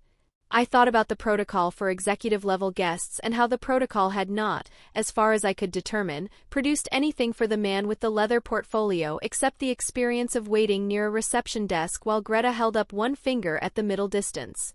I thought about the particular efficiency of a structure that called itself protection and produced, in practice, a man left standing alone in a lobby. Corinne was watching me. She had the quality of someone who was comfortable with the time a person took to arrive at a thought. "The foundation position," I said. "The communications coordinator role Garrison Cole offered me. If I take it," I stopped, reorganized. "When I take it, does any of this affect that? The petition, the trust, my father's involvement with the firm?" She considered it. "Cole founded the firm. He's not currently in the management structure, correct?" "Correct. He's been retired for 4 years. Then professionally, no. The trust is your grandfather's estate, not the firm's business. Your father's interference was directed at a Sacramento law office, not at Harlan and Voss. Those are separate." She picked up her pen. "The only complication would be if your father attempted to make it a complication. Which is possible." "I know," I said. "Then make your decision based on the job," she said. "Not based on what he might do. You've spent enough time making decisions based on what he might do." She didn't say it harshly. She said it the way she said most things, plainly, with the matter-of-fact quality of someone who has spent 20 years identifying the center of a situation and walking directly toward it. I realized, been doing exactly that for 22 years. I had been making small, careful decisions at the edges of my own life, calibrated around what my father might say, what he might redirect, what he might reclaim. The elective credits. The Fenton position. The phone calls I answered because not answering felt like a confrontation I hadn't prepared for. I had been preparing, it turned out. For 5 years, in a dark blue notebook in private, in the way I did most things that mattered to me. And the preparation had been for a lobby, and the lobby had led to a conference room, and the conference room had a cream envelope on the table, and the envelope had options in it, not things, options, and I had them now, and they were mine. My father, I said. What happens to him? She was quiet for a moment. That depends on several things. The state bar referral relates to any attorney who assisted him. If someone helped him draft that letter, they're exposed. Your father himself isn't an attorney, so the bar has no direct jurisdiction over him. But misrepresenting a beneficiary's status to a trust administrator in writing over a period of years, that has civil implications. Whether you pursue them is your decision, and I'd encourage you not to make it today. I nodded. I looked at my hands on the table. He's my father, I said. I know, she said simply, without editorializing. That doesn't change the facts. It does change how you choose to respond to them. Those are two different things. I thought about that on the way home. Two different things. The facts were the facts, the letter, the misrepresentation, the call on Thursday evening to a law office he had no standing to contact. Those didn't change based on who he was to me, and my having been raised by him didn't mean I owed him the right to make those facts smaller than they were. And the choice about how to respond, that was mine and it would remain mine, and it was a separate question from the facts, and it could be answered later. I didn't have to answer it today. I didn't answer it that day. The petition was filed on a Thursday, 3 weeks after my first meeting with Corinne. I was in Portland in my apartment when she called to tell me it had been submitted to the Sacramento County Court, and I was standing at the window looking at the city when she said it, and after I hung up I stood there for another few minutes watching a MAX train cross the bridge over the Willamette, its lights reflected in the dark water below, the West Hills gray behind everything. I had told Garrison Cole the week before. We'd had coffee again. The Atrium Cafe had become, apparently, a location, and I'd walked him through everything in signed summary, careful with my grammar, reaching for the idioms I'd spent 5 years collecting in the dark blue notebook. He had listened with the same unhurried attention he brought to everything. Once, midway through, when I'd made a grammar error in a complex sentence and caught it and corrected it, he'd given a small nod, not patronizing, the nod of one careful person recognizing another. When I finished, he'd set down his tea and his hands had moved. Your grandfather would have liked you. You knew him, I said. What was he like? He thought about it for a moment. His expression did the thing it sometimes did, the slight pause before precision, the taking of care. Precise, he said. He cared about whether things fit, not aesthetically. Structurally. Whether something was going to hold. He paused. He talked about you. Before you were born. He said, whoever she turns out to be, I want her to have room to be it. I'd held that for a moment, in the cafe noise, the atrium filling with the regular rhythm of the building's afternoon. He got it almost right, Garrison said. He said she. He was guessing. He guessed correctly, I said. He did. A small smile. He usually did. My father called the week after the petition was filed. I didn't answer. He called again 2 days later. I didn't answer that time either. He left a voicemail, the first voicemail he'd left me in years, and I listened to it once, standing in the kitchen with my coffee going cold on the counter beside me. His voice in the voicemail was different from the phone call voices. Quieter. Less organized. He said my name twice before he got to the point, which was unusual for him, and the point when he arrived at it was, I need you to understand that everything I did was to protect you from a situation I didn't think you were ready to handle. Your grandfather was a complicated man and his estate was a complicated situation, and I made decisions that I thought were the right ones at the time. I need you to understand that before this goes any further. I deleted the voicemail. I didn't feel righteous about it. I didn't feel good. I felt the specific flatness of someone who has received an explanation that is technically an explanation and not quite an apology, that has the shape of contrition without its content, decisions I thought were right at the time, which is the language of someone defending their reasoning rather than acknowledging your loss. It was what he had always done, I thought, had managed the accounting while leaving the actual thing unaddressed. The letter at 18 had been protecting me. The calls to Marsh had been handling it on my behalf. The Tuesday and Thursday check-ins had been staying in contact. Every action recast as a form of care, none of it accompanied by the harder thing, which was asking. I played the voicemail to Corinne in our next meeting. She listened with her glasses on and said nothing until it was over. "He's establishing a narrative," she said. "Protective intent. Complexity. His judgment exercised on your behalf without your knowledge." She took her glasses off. "It's not a legal document. But it's worth keeping." I kept it. I had been thinking in the weeks since the petition was filed about the Tuesday and Thursday phone calls. The structure of them, his week, the market, the brief inquiry into my life. I had always experienced them as something he required, some maintenance obligation he was meeting with me. I had answered because not answering felt like a confrontation. I had said I'll think about it and let me know and goodnight Dad with the care of someone navigating a space where the wrong word fell with more weight than it should have. I thought about what Corinne had said, "You've spent enough time making decisions based on what he might do." I thought about the version of myself that had existed before the lobby, had been existing quietly in the same body as the version of myself that was practicing ASL in the evenings and attending community center events and filling a dark blue notebook with idioms. Two people in the same person. The one who moved carefully around the edges of her father's expectations, and the one who, in private, was building something he didn't know about. The petition had been filed. The assets were being processed. The Article 7 referral had been submitted. What had felt 6 weeks ago like an impossible tangle of a thing had organized itself, through Curran's methodical steps and Marsh's careful documentation and the weight of a trust instrument that had been waiting for 24 years to do exactly what it was designed to do, into something procedural. Something with a timeline. I thought about Article 7. In the event the trust is subjected to any attempt at unauthorized dissolution, redirection, or interference, the trustee is authorized to notify the beneficiary immediately. Raymond had put that in 1998. He had sat with a lawyer and thought through the contingencies and said, if someone tries to redirect this, here is what happens. He had not named my father. He had not needed to.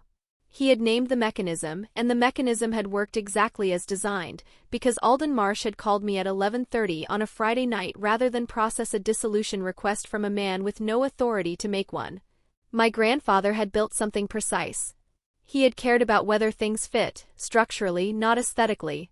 Whether something was going to hold. He had sat with Alden Marsh in 1998 and thought through the mechanics of what could go wrong, and he had named them in the instrument, interference, unauthorized dissolution, redirection, without naming the person he suspected might attempt them. He had been a spatial thinker, Garrison Cole had said. A man who understood how things were going to move before they moved. He had looked at a trust he was setting up for a person who didn't yet exist, and he had thought about the gaps through which it could be compromised, and he had closed those gaps with Article 7. It had held. I thought about the notebook in the bottom of my desk drawer, and about the ASL course in the summer I was 17, and about Rosario's note, "You have a good eye, don't let whatever is stopping you stop you," and I thought about the particular structure of a thing built for keeps. Some things were designed to be useful immediately. Some things were designed to hold against the full length of the time they'd need to hold against. My grandfather had understood the difference. He had built accordingly. The petition was granted on a Tuesday in February, 14 weeks after it was filed. Corinne called me at 10 in the morning and I was at my desk. I was no longer an intern. In January, the internship had ended as my father had predicted it would end, with a handshake and thanks and a line for the resume. Deb had been professional about it, had written a reference that was genuine and specific, and that I suspected had cost her something in terms of the tight smile register she'd maintained across 12 weeks. She had said at the end of the exit meeting that she hoped I'd found the internship useful, and I had said honestly that I had, and we had parted with the mutual warmth of two people who had never quite understood each other and had both been professional about it. Garrison Cole had called me the following morning. Not through Adrian, not through HR, directly on my cell, which rang at 7:59, 1 minute before I would have had to start thinking about next steps. He told me in sign that the foundation had a communications coordinator position that needed filling, and that he thought I should have it.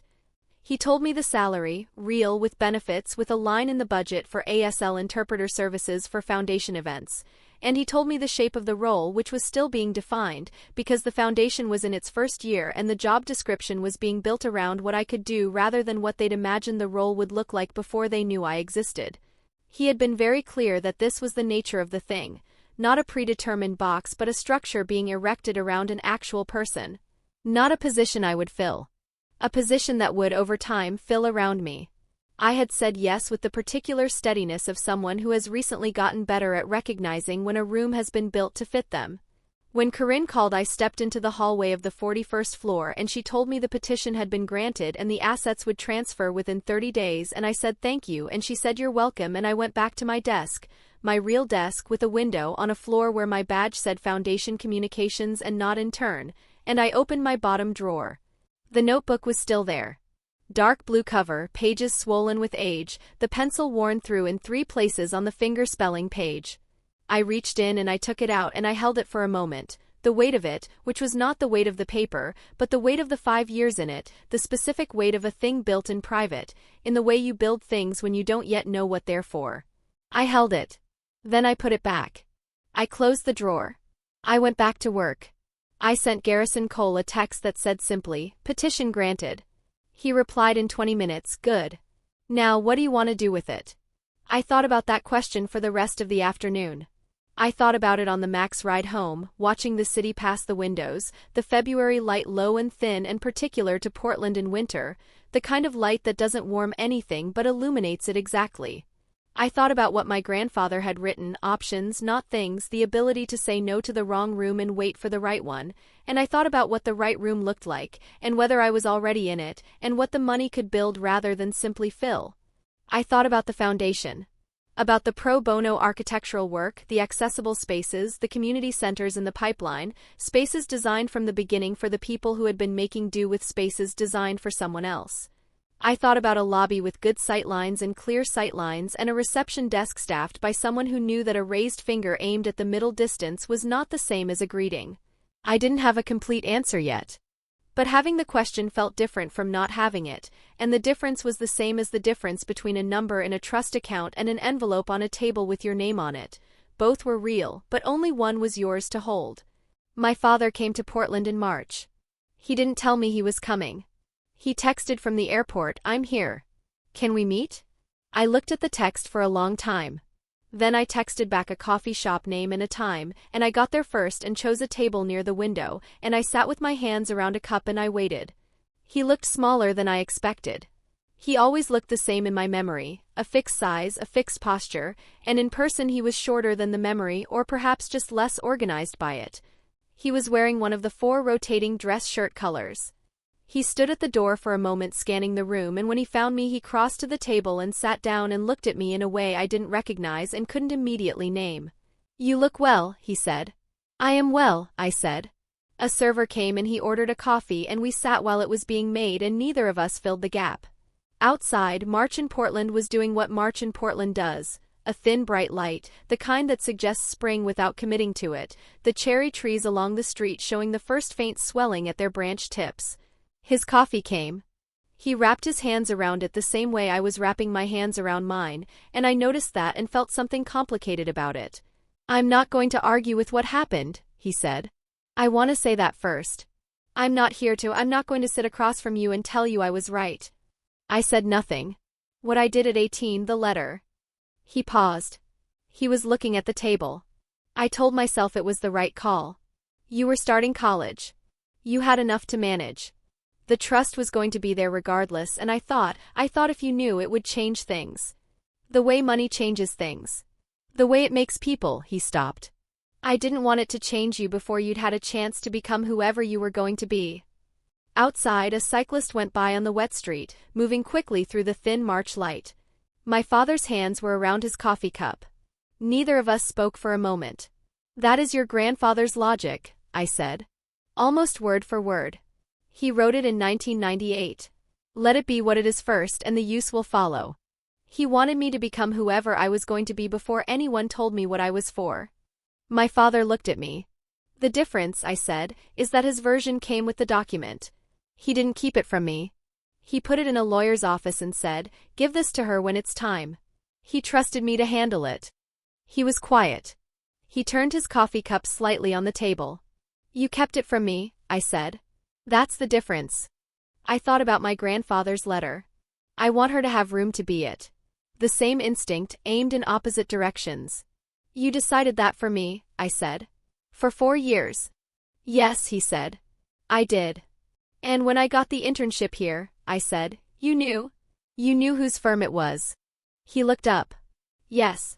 And you said Portland, not exactly a market." Something moved across his face, not guilt exactly. Something older and less clean than guilt. I didn't know how to, I wasn't ready to have the conversation. "I thought if you were here long enough to find out on your own," he stopped again. "I don't have a good answer for that one.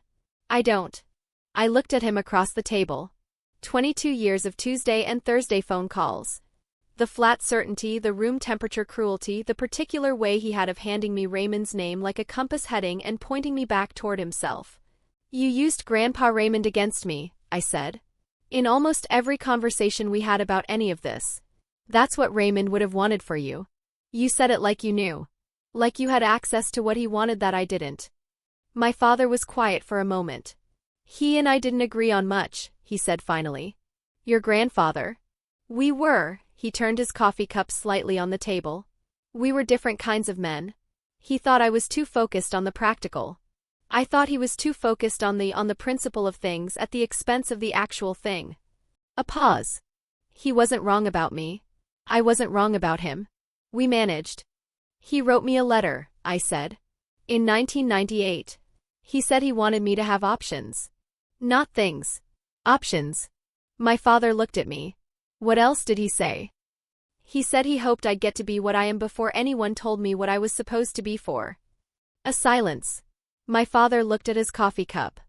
The light through the window moved across the table between us as a cloud shifted, the thin bright March light, the kind that doesn't commit to anything. "That sounds like him," he said. His voice was different, quieter than the phone voice, quieter than the voicemail voice. Something underneath it that I hadn't heard before or hadn't been listening for. "That is exactly, yes. That sounds like Raymond." I looked at my father. I thought about the photograph in my apartment, the Sacramento backyard, the fig tree, the 2-year-old being held by a laughing man. My father would have been in his 30s then. Standing somewhere out of frame.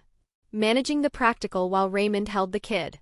"I'm not," I started, and then I reorganized the sentence. "We're not fixed.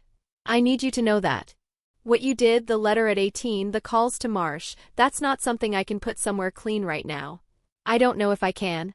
I need time and I need space, and I need you to let me have both without calling me every Tuesday and Thursday to check the status." He nodded. A slow nod. Not the performance nod, the managing nod, something slower with more give in it. "Okay," he said. "Okay," I said. We sat for a few minutes more and we did not resolve anything, and we did not pretend to, and when we stood to leave he said, "I'm proud of you in the way that people say a thing they've held for a long time and have finally found a doorway wide enough to carry it through, not smoothly, with effort, with the slight awkwardness of something unused." I said thank you. I meant it. I also meant everything I'd said before it, and the two things sat in me simultaneously without canceling each other. I watched him leave. He paid for both coffees without making a point of it, which I noticed, and he put on his coat at the door, the same dark coat he always wore, and he went out through the glass door and turned left on the sidewalk and was gone.